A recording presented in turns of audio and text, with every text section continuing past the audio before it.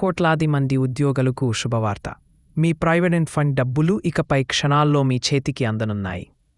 ఉద్యోగుల భవిష్య నిధి సంస్థ పీఎఫ్ నిధులను విత్డ్రా చేసుకునే విధానంలో సమూల మార్పులు తీసుకురాబోతోంది. జూన్ 2025 నుంచి ఈపీఎఫ్ 3.0 సిస్టమ్ అమల్లోకి రాబోతున్నట్లు తెలుస్తోంది.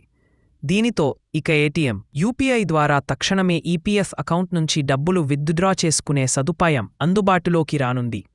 గతంలో వారాలు, నెలలు పట్టే సుదీర్ఘ ప్రక్రియలకు ఇది ముగింపు పలకనుంది. కార్మిక ఉపాధి మంత్రిత్వ శాఖ మద్దతుతో ఈ నూతన విధానాన్ని అమలు చేస్తున్నారు.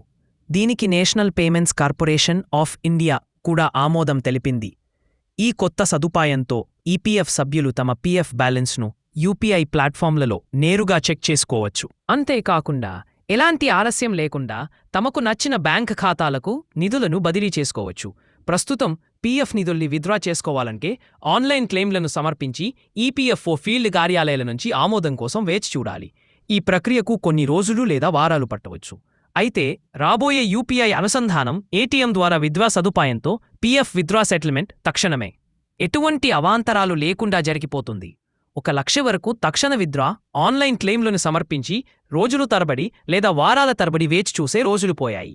కొత్త వ్యవస్థతో ఇక ఈపీఎఫ్ఓ సభ్యులు అత్యవసర సమయాల్లో 1 లక్ష వరకు తక్షణమే విత్డ్రా చేసుకోవచ్చు.